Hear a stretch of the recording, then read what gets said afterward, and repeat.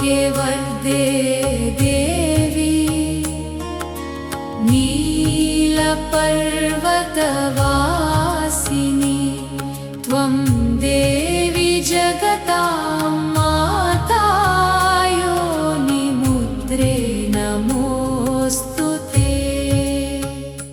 మీరు ఇటీవల జరిగిన ఐపీఎల్ క్రికెట్ వేలంలో నీతా అంబానీ గారిని చూసే ఉంటారు. ఆమె ఆ వేలంలో కూర్చుని అకస్మాత్తుగా తన చేతులతో కొన్ని నిర్దిష్టమైన ముద్రలను వేస్తూ మనసులో ఏదో మంత్రాలను పఠించడం ప్రారంభించారు.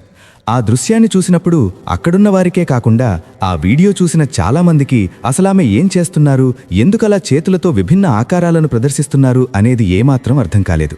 కానీ ఆ రకంగా ముద్రలు ప్రదర్శించడం వెనక ఒక గొప్ప శాస్త్రీయ మరియు తాంత్రిక రహస్యం దాగి ఉంది. ఆమె ప్రదర్శించిన ఆ ముద్రను యోని ముద్ర అంటారు. సర్వ సృష్టికి మూలకారణమైన ఆ జగజ్జనని భగవతి ఆరాధనలో ఈ యోని ముద్రకు అత్యంత ప్రాముఖ్యత ఉంది. ఈ ముద్రను ప్రదర్శించడం ద్వారా సాధకుడు నేరుగా ఆ పరాశక్తితో అనుసంధానం కాగలుగుతాడు. అయితే ఈ ముద్రలను వేసేటప్పుడు ఏమాత్రం పొరపాటు జరిగినా, ఏ చిన్న తప్పు దొర్లినా ఆ ఆరాధనకు ఆటంకం కలుగుతుంది. అందుకే ఈ ముద్రల గురించి, వాటి వెనక ఉన్న ఖచ్చితమైన విధానాల గురించి పూర్తిగా తెలుసుకోవడం ఎంతో అవసరం.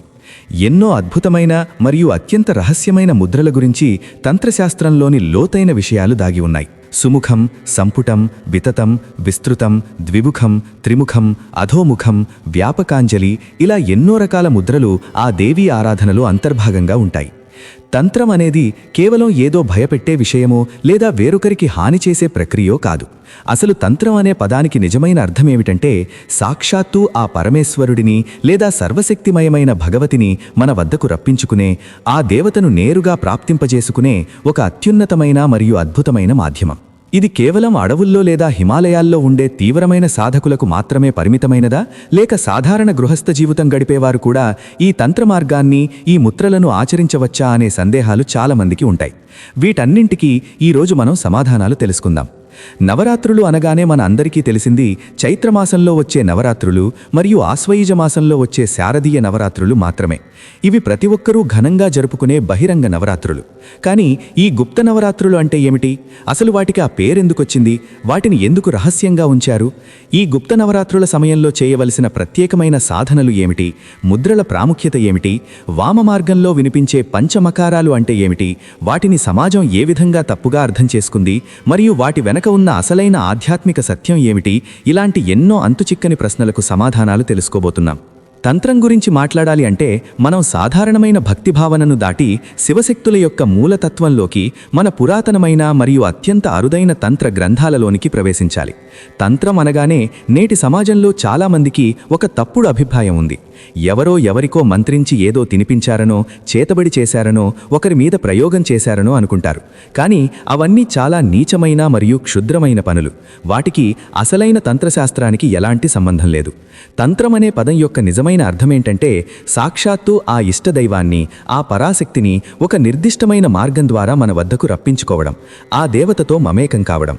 భక్తికి మరియు తంత్రానికి మధ్య ఉన్న ప్రధానమైన మరియు సూక్ష్మమైన వ్యత్యాసం ఏమిటంటే, భక్తి మార్గంలో ఒక భక్తుడు నిరంతరం పూజలు చేస్తూ, జపాలు చేస్తూ, హోమాలు చేస్తూ ఆ దేవతను చేరుకోవాలని, ఆ దేవత లోకానికి వెళ్లాలని ఆరాటపడతాడు. కానీ తంత్రం అనేది ఒక అద్భుతమైన మరియు అత్యంత శక్తివంతమైన మార్గం. ఈ మార్గంలో సాధకుడు తన కఠోరమైన దీక్ష మరియు సాధన ద్వారా పరబ్రహ్మ స్వరూపమైన ఆ శక్తిని తన వద్దకే వచ్చేలా చేసుకుంటాడు. దేవత ఆ సాధకుడి యొక్క అచంచలమైన తపస్సుకు ప్రసన్నమై స్వయంగా అతని వద్దకు విచ్చేస్తుంది. అయితే ఈ తంత్రంలో కూడా ఎన్నో విభిన్నమైన మార్గాలు, వివిధ రకాల సాధనా పద్ధతులు ఉన్నాయి. వీటి గురించి సాధారణ జనులకు ఎక్కువగా తెలియదు. ఎందుకంటే ఇవి గుప్తమైన విషయాలు కాబట్టి వీటి గురించి బాహాటంగా ఎవరూ చర్చించరు. మీరు నేటి కాలంలో చూస్తూనే ఉంటారు. ఎంతోమంది కథావాచకులుగా కూర్చుని వంకాయలు తింటే నరకానికి పోతారని, పెరుగు తింటే పాపం వస్తుందని ఏవేవో చెబుతుంటారు. కానీ అవన్నీ అసలైన భక్తి మార్గాలు కావు. తంత్ర మార్గాలు అంతకంటే కావు. తంత్రం యొక్క మూలాలను అర్థం చేసుకోవాలంటే ముందుగా దీని ఉత్పత్తి ఎక్కడి నుండి జరిగిందో తెలుసుకోవాలి. దీనిని తెలుసుకోవడానికి మనం బ్రహ్మ, విష్ణు, మహేశ్వరుల కంటే కూడా ముందున్న కాలానికి వెళ్ళాలి. త్రిమూర్తుల కంటే ముందు ఒక సర్వోత్కృష్టమైన శక్తి ఉండింది. ఆ శక్తిని మీరు ఆద్యశక్తి అని పిలవవచ్చు, లేదా ఈ ప్రకృతికి ప్రాణం పోసిన జీవదాయిని శక్తి అని పిలవవచ్చు, లేదా నిద్రాణమయ్యున్న కుండలిని శక్తి అని కూడా అనుకోవచ్చు. కులార్ణవ తంత్రం వంటి అత్యంత గొప్ప తంత్ర గ్రంథాలను మీరు అధ్యయనం చేసినప్పుడు మీకు ఒక అద్భుతమైన ఘట్టం కనిపిస్తుంది. ఆ సమయంలో సాక్షాత్తు పరమశివుడు బ్రహ్మవిష్ణువులతో కలిసి ఆ మహాశక్తి వద్దకు వెళ్ళి, ఓ భగవతి, నువ్వసలు ఎవరివి? సృష్టి ఆరంభానికి ముందున్న హిరణ్యగర్భం నుండి ఉద్భవించిన నిన్ను మేము సైతం ఎందుకు గుర్తించలేకపోతున్నాము అని అడుగుతాడు. అప్పుడు ఆ శక్తి బదులిస్తూ, నేనే ఆ పరబ్రహ్మ పరమేశ్వరుడిని అని గంభీరంగా ప్రకటిస్తుంది. అంటే మన వేదాలలో చెప్పబడే అహం బ్రహ్మాస్మి, నేనే బ్రహ్మను అనే మహావాక్యం త్రిమూర్తుల నుండి రాలేదు. అది నేరుగా ఆ ఆద్యశక్తి నోటి నుండి వెలువడింది. మీ అందరి శక్తులకు అతీతమైన మాతృశక్తిని నేను అని ఆమె తెలియజేస్తుంది. అప్పుడే పరమశివుడు ఆమెను శక్తి అని సంబోధిస్తాడు.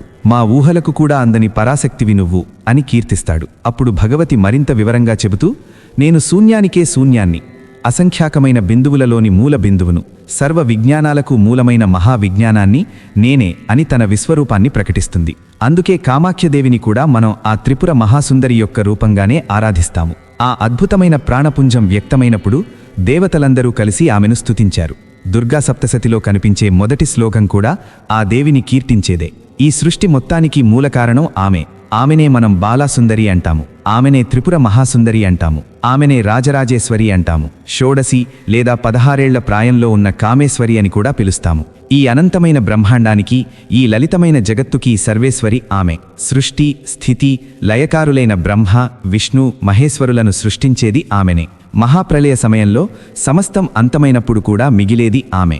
ప్రళయకాలంలో ఆమె ధూమావతి రూపంలో లేదా మరేదైనా రూపంలో నిలిచి ఉంటుంది. అనగా ఈ సృష్టికి ప్రాణం పోసేది ఆమె, సమయం వచ్చినప్పుడు దానిని అంతం చేసేది కూడా ఆమె. ఈ నిగూఢమైన సత్యాన్నే తంత్ర గ్రంథాలు భగలింగ పూజ అనే పదాలతో వివరిస్తాయి.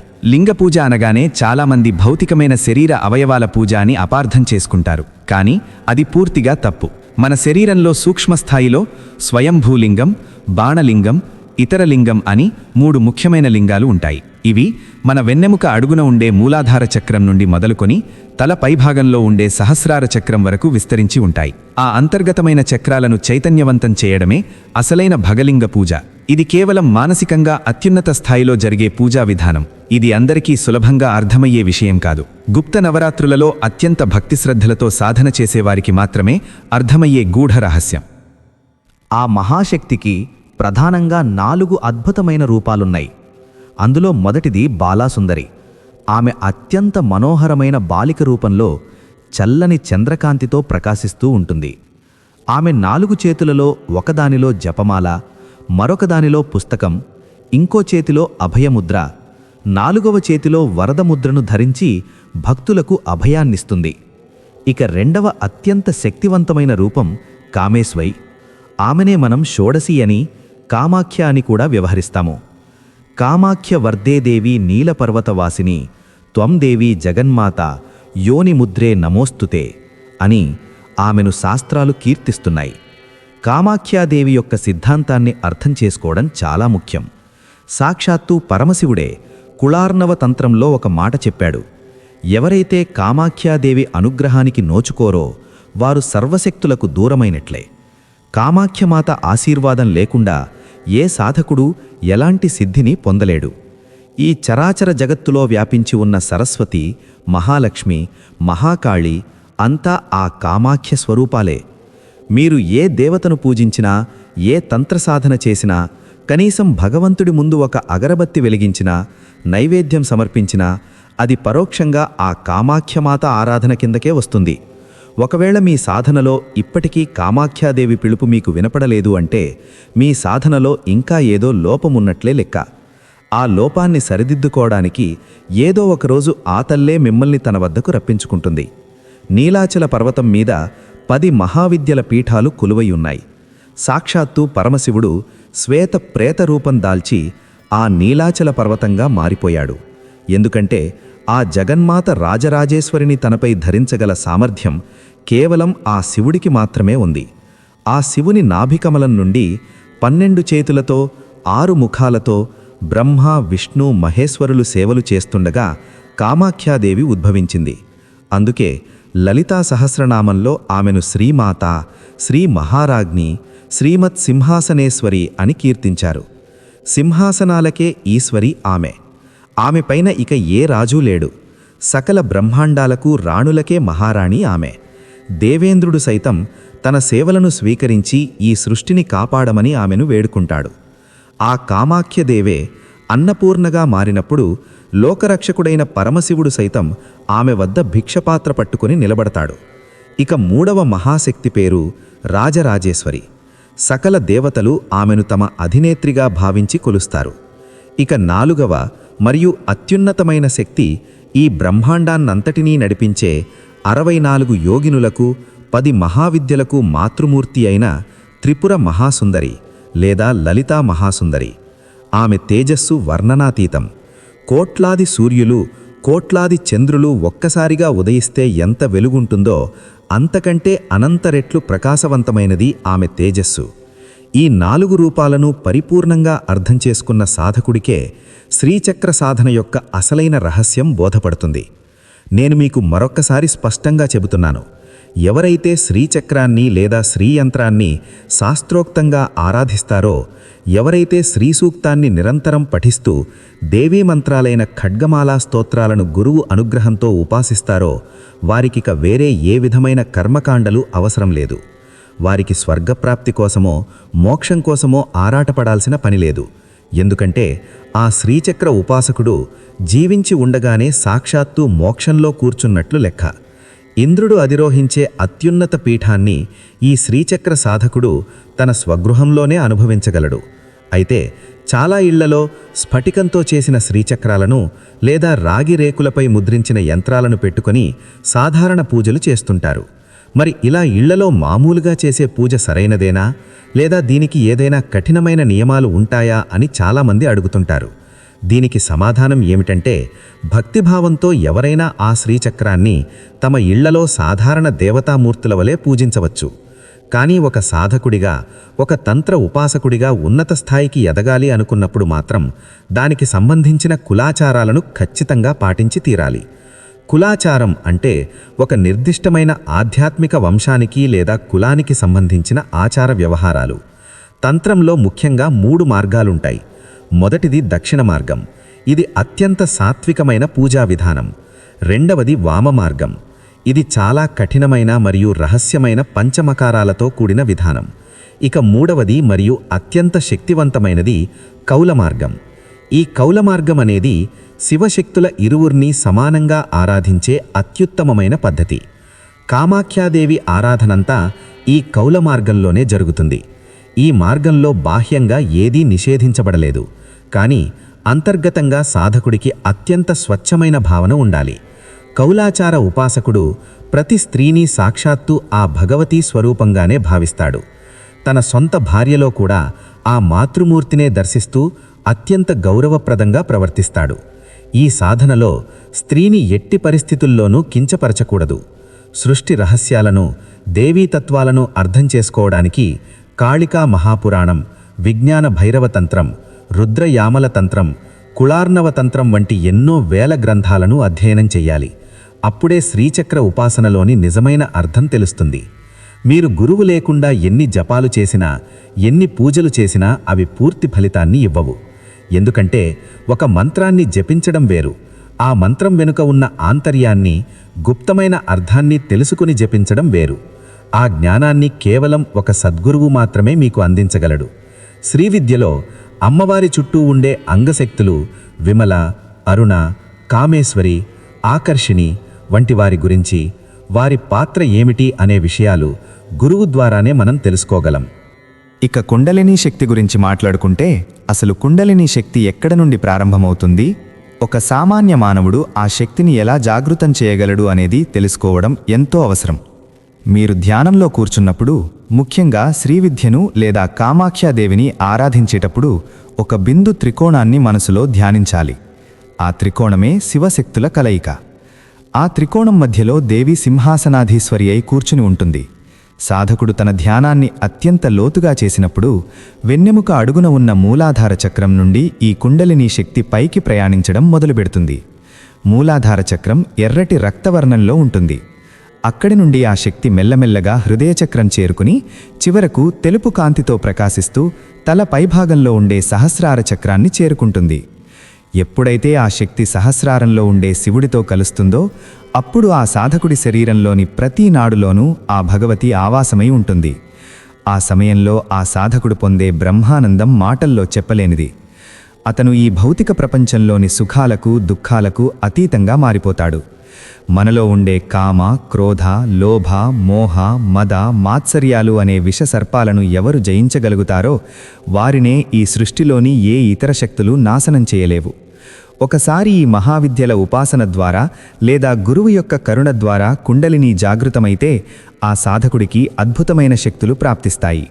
అతను తన చూపుతో, తన స్పర్శతో, తన చుట్టూ ఉన్న ఆరా ద్వారా ఈ సమాజానికి విశేషమైన మేలు చేయగలుగుతాడు. కానీ ఇది వినడానికి ఎంత సులభంగా ఉంటుందో ఆచరణలో అంత కఠినమైనది. ఎందుకంటే నేటి సమాజంలో ప్రతి ఒక్కరూ ధనం, ఇల్లు, కారు, సుఖభోగాలు కావాలనే కోరుకుంటారు. కానీ వాటిని త్యజించి ఆ పరాశక్తిని నమ్ముకునేవారు చాలా అరుదుగా ఉంటారు. శ్రీవిద్య లేదా బగలాముఖి సాధనలో అమ్మవారి చుట్టూ ఉండే అంగశక్తులను డాకిని, హాకిని, లాకిని, కాకిని, రాకిని, షాకిని అని పిలుస్తారు. సాధారణంగా తంత్రం తెలియని వారు ఈ పేర్లు వినగానే ఇవేవో దయ్యాలు లేదా భూతాలు అని భయపడతారు. తంత్రమంటే కేవలం మద్యం తాగడం, జంతువులను బలి ఇవ్వడమని చాలామంది ఒక వక్రీకరించబడిన భావనలో ఉన్నారు. కానీ మన శాస్త్రాలలో వాటి అసలైన అర్థం చాలా పవిత్రమైనది. ఉదాహరణకు కులార్ణవ తంత్రంలోని ఉల్లాసాలను చదివితే హాకిని అనే పదానికి అర్థం తెలుస్తుంది. అందులో హా అంటే త్యాగం, కా అంటే జ్ఞానం, నీ అంటే నియతి అని అర్థం. అంటే జ్ఞానాన్ని మరియు త్యాగాన్ని కలగలిపి సాధకుడి నియతిని మార్చే అద్భుతమైన దేవీ స్వరూపమే హాకిని. ఈ శక్తులన్నీ భగవతికి సేవ చేసే పరిచారికలు. మీరు అమ్మవారిని ధ్యానించినప్పుడు స్వయంగా రాజరాజేశ్వరి దిగిరాదు, తన ప్రతినిధులుగా ఈ శక్తులనే పంపిస్తుంది. ఇవే సాధకుడిని పరీక్షించి అతని త్యాగాన్ని గ్రహించి తగిన ఫలాన్ని ప్రసాదిస్తాయి. బ్రాహ్మి, కౌమారి, వారాహి, నరసింహి, మహాలక్ష్మి వంటి అష్టమాత్రికలు ఈ భక్తుడు భౌతిక సుఖాలన్నింటినీ వదిలేసి మన మాతను ధ్యానిస్తున్నాడు కదా అని కరిగిపోయి అమ్మవారి ఆదేశం లేకుండానే ఆ సాధకుడికి కావలసిన సర్వశుభాలను తామే స్వయంగా కలుగజేస్తారు. అయితే తంత్రమనగానే కొందరు ఇది ఎదుటివారిని నాశనం చేసే ప్రయోగం అనుకుంటారు. కానీ అలాంటి దుర్మార్గమైన ఆలోచనలతో తంత్రసాధన చేసేవారిని చూసుకోవడానికి, శిక్షించడానికి యమధర్మరాజు కాదు, సాక్షాత్తు అష్టభైరవులు ఎదురు చూస్తుంటారు.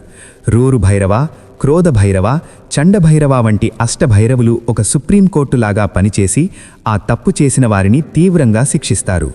తంత్ర సాధన అనేది ఎల్లప్పుడూ ఆత్మ కళ్యాణానికి మరియు జగత్ కళ్యాణానికి మాత్రమే ఉపయోగించాలి. ఇతరుల వినాశనం కోరుకుంటే అది తిరిగి మనల్నే దహించివేస్తుంది. ఇక ఈ గుప్త నవరాత్రులలో సాధారణ గృహస్థులు సాధన చేయవచ్చా అంటే నిస్సందేహంగా చేయవచ్చు అని చెప్పాలి. నిజానికి ప్రస్తుత కాలంలో విడాకుల కేసులు, కుటుంబ కలహాలు, ఆర్థిక ఇబ్బందులతో సతమతమవుతున్న ఈ గృహస్థులకే ఇలాంటి శక్తివంతమైన సాధన చాలా అవసరం. సర్వసంగ పరిత్యాగులైన సన్యాసులు అప్పటికే గురువు పాదాల చెంత ప్రశాంతంగా ఉంటారు. వారికి ఇలాంటి ప్రత్యేక సాధనలు అంతగా అవసరం లేదు. మాఘమాసంలో వచ్చే గుప్త నవరాత్రులు మరియు ఆషాఢమాసంలో వచ్చే గుప్త నవరాత్రులలో సాధకులు తమ ఇష్టదైవాన్ని అత్యంత రహస్యంగా ఆరాధించాలి.